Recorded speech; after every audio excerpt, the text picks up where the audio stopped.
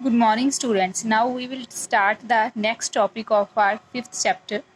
Topic number 3 ਅੱਜ ਆਪਾਂ discuss ਕਰਨਾ ਕਿ measurement of elasticity of demand ਕੀ ਨੇ। ਕਹਿੰਦੇ ਜਿਹੜੇ ਮੰਗ ਦੀ ਲੋਚ ਆ ਉਹਨਾਂ ਦੇ ਉਹਨੂੰ ਮਾਪਣ ਦੀਆਂ ਕਿਹੜੀਆਂ ਵਿਧੀਆਂ ਨੇ। ਠੀਕ ਹੈ, ਇਲਾਸਟਿਸਿਟੀ ਆਫ ਡਿਮਾਂਡ ਦੀ ਮੈਜ਼ਰਮੈਂਟ ਨੂੰ 3 ਪਾਰਟਸ ਦੇ ਵਿੱਚ ਡਿਵਾਈਡ ਕੀਤਾ ਜਾਂਦਾ। ਉਹ ਕਿਹੜੇ ਨੇ? ਪ੍ਰੋਪੋਰਸ਼ਨੇਟ ਮੈਥਡ ਜਿਹਨੂੰ ਅਨੁਪਾਤਿਕ ਵਿਧੀ, टोटल एक्सपेंडिचर मैथड जिन्हों खर्च विधि ते पॉइंट मैथड जिन्हों कि बिंदु विधि कहा जाता। अज आप सब तो पहला डिस्कस करांगे कि वट इज़ प्रपोर्शनेट मैथड, अनुपातिक विधि की हुंदी है। सब तो पहला देखो, this method is given by professor Marshall.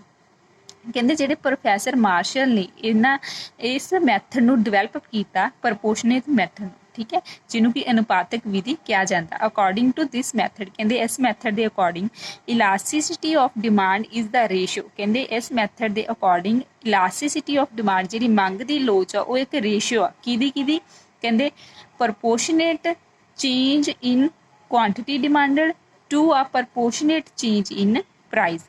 कहते जदों भी किसी वस्तु के प्राइस में चेंज आता ਤਾਂ ਉਹਦੀ ਕੁਆਂਟੀਟੀ ਦੇ ਵਿੱਚ ਕੀ ਚੇਂਜ ਆਉਂਦਾ। ਠੀਕ ਹੈ, ਉਹਦੀ ਕੁਆਂਟੀਟੀ ਦੇ ਵਿੱਚ ਕੀ ਚੇਂਜ ਆਉਂਦਾ, ਉਹਨਾਂ ਦੋਨਾਂ ਦੀ ਰੇਸ਼ੀਓ। ਹੁਣ ਦੇਖੋ ਇਹਨੂੰ ਕੀ ਹੈ, this method is also known as a percentage method. ਠੀਕ ਹੈ, ਇਹਨੂੰ ਪਰਸੈਂਟੇਜ ਮੈਥਡ ਵੀ ਕਿਹਾ ਜਾਂਦਾ। ਦੇਖੋ ਕਿੰਨੇ ਪਰਸੈਂਟ, ਜੇ ਮੰਨ ਲਓ ਪ੍ਰਾਈਸ ਦੇ ਵਿੱਚ 10% ਦੇ ਹਿਸਾਬ ਨਾਲ ਚੇਂਜ ਆ ਰਿਹਾ, ठीक है, तो जी डिमांड आ भी की आ 10% के हिसाब नाल चेंज आऊगा। इनू की कहते हैं? प्रपोर्शनेट चेंज कहते हैं, अनुपातिक विधि कहते हैं। ठीक है, इनू अनुपातिक कहा जाता प्रपोर्शनेट में। सो इनू परसेंटेज विधि भी कहा जाता। इस तो अगे देखो इसका फॉर्मूला किवें डिवेलप होया। पहला तो आप माइनस लगाने उदा ही। ठीक है, ईडी मतलब इलास्टिसिटी ऑफ डिमांड, क्योंकि इन्हों के उल्टा संबंध है। देखो proportionate change in quantity demand over proportionate change in price, ये इन्हां दी रेशियो। ठीक है, आप पहला भी पढ़ चुके हैं। हुण जे आप ये मैथड नूं एलैबोरेट करांगे, अगे खोल के लिखांगे तो की लिखांगे? देखो पहला आप की लिखांगे, change in quantity demanded over original quantity demanded over change in price over original price, जिन्हों की मौलिक कीमत भी कहा जाता है। ठीक है, मतलब जदों किसी प्राइस की ओरिजिनल कीमत, ठीक है, इन्नी सी, मान लो इन्नी सी, हुण देखो तो उहदी ओरिजिनल क्वांटिटी किन्नी सी। ठीक है, जे वो प्राइस विच चेंज आ गया तो उहदी क्वांटिटी दे विच किन्ना चेंज आया। इस तरह ये मैथड बनाया गया। हुण जे ये मैथड नूं आपां एल्जेब्रिक फॉर्म दे विच लिखीए तो देखो की लिखांगे। पहला आपां जो ये बनाई हुई है, एक त्रिकोण बनाई हुई है, इहनूं की कहा जाता? डेल, जिहदा मतलब हुंदा चेंज। ठीक है, पी मतलब प्राइस कीमत, क्यू मतलब क्वांटिटी जो आप डिमांड की।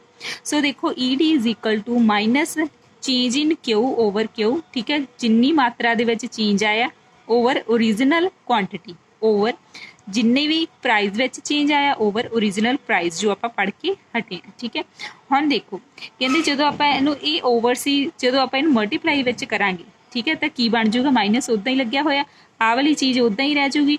हुण जो आप आ वाली चीज़ आ जो डिवाइड दे विच सी आप मल्टीप्लाई विच लैके आउणी है, तो जिहड़ा पी आ उपर आ जूगा ते जिहड़ा डेल पी आ नीचे आ जूगा। ठीक है, इनू आप होर भी जे आप सही तरीके नाल लिखीए तो ये की आऊगा? Elasticity of demand is equal to minus del Q over del P. ठीक है, जिहड़े डेल जिहड़े चेंजेस आए उन्होंने एक दूजे के उपर नीचे लिख लेना, गुणा जिहड़े ओरिजिनल सी पी ओवर क्यू इदां लिख लेना। इस तरह अपना ये फॉर्मूला डिवेलप हो जाता। हुण आपां इहदा न्यूमेरिकल करांगे। ठीक है, सो पहले इहदी स्टेटमेंट देखो, कहते price of a commodity is 10 rupees and its quantity demanded is 20 unit. कहते जो पहला भी किसी वस्तु का प्राइस कितना सी 10 रुपये, तो वही क्वांटिटी कितनी डिमांड की जाती सी 20 यूनिट। नाउ कहते हुण जिहड़ा प्राइस चेंज हो गया, मतलब प्राइस दे विच कमी आ गई, फॉल हो गया, मतलब 10 तो 6 हो गया, तो क्वांटिटी इनक्रीज हो गई। आपां नूं पता जो प्राइस घट जाता तो क्वांटिटी वध जाती है। सो प्राइस जिहड़ा क्वांटिटी वो इनक्रीज होकर 20 तो 30 हो जाती है। तो ये केस में कहते इलास्टिसिटी ऑफ डिमांड पता करो। देखो देखो पहला किसी भी वस्तु का की प्राइस कितना सीगा 10 रुपये। ठीक है, तो वही क्वांटिटी सी 20 रुपये। इस तो बिना कहते जो प्राइस आ वो फॉल हो गया, 6 हो गया। ठीक है, तो क्वांटिटी कितनी होगी? 30 होगी। हुण आपां की पता करना? अपने फॉर्मूले लई चाहिदा del P and del Q. वो आपां किवें कड्डांगे? देखो डेल पी मतलब सिर्फ चेंज, कहते 10 तो कितना होगी? 6 होगी, कितना चेंज आया? 4। तो क्वांटिटी किहड़ी सीगी? देखो 30 होगी 20 तो ते ਇਹਦੇ ਵਿੱਚ ਕਿੰਨਾ ਫਰਕ ਆਇਆ 10 ਦਾ। ਸੋ ਤਾਂ ਕਰਕੇ ਇਹਦੇ ਵਿੱਚ ਪਲੱਸ ਮਾਈਨਸ ਦਾ ਕੋਈ ਚੱਕਰ ਨਹੀਂ, ਹੁਣ ਪਲੱਸ ਮਾਈਨਸ ਨਹੀਂ ਲਗਾਉਣਾ ਤੁਸੀਂ। ਫਿਰ ਆਪਾਂ ਇਹਨੂੰ ਕੀ ਆ ਫਾਰਮੂਲੇ ਵਿੱਚ ਕੀ ਆ ਆਪਾਂ ਪੁੱਟ ਕਰ ਦਾਂਗੇ। ਆਪਾਂ ਨੂੰ ਪਤਾ ਵੀ ਫਾਰਮੂਲਾ ਇਹ ਵਾਲਾ ਸੀਗਾ, ਠੀਕ ਹੈ, ਪੀ ਓਵਰ ਕਿਉ। ਦੇਖੋ ਡੈਲ ਕਿਉ ਕਿੰਨਾ ਸੀਗਾ ਆਪਣੇ ਕੋਲ 10 ਓਵਰ ਡੈਲ ਪੀ ਕਿੰਨਾ ਸੀ ਆਪਣੇ ਕੋਲ 4 ਇੰਟੂ ओरिजिनल पी किन्ना सीगा 10 और ओरिजिनल क्यू किन्ना सी 20।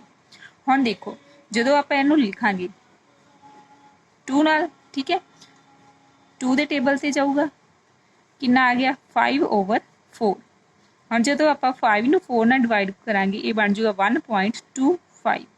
हुण देखो आपां इलास्टिसिटी दसना लैस इलास्टिक आ, मोर इलास्टिक आ कि यूनिटरी है, जो आपां पहलां पढ़ चुके हैं। हुण कहंदे आ जे कोई चीज़ एक तो ज़्यादा तो वो की होगी, आप पहला भी पढ़िया सी मोर इलास्टिक। सो आप लिख देंगे ये आ मोर इलास्टिक। क्यों मोर इलास्टिक आ, क्योंकि एक तो ज़्यादा ये 1.25 आ जो कि 1 तो ज़्यादा, ता करके ये मोर इलास्टिक आ, ठीक है। इस तो अगली एग्जाम्पल आ कहते जे क्वांटिटी 10 आ, ठीक है, प्राइस 10 आ, ठीक है, क्वांटिटी 20 सी, प्राइस कितना हो गया 5 हो गया तो क्वांटिटी 22 होगी, तो कितना आऊगा ये सारा कुछ सॉल्व करके तुसी देख लेना। तो ये ईडी आऊगी 0.2, मतलब ये 0 तो घट आ, ठीक है।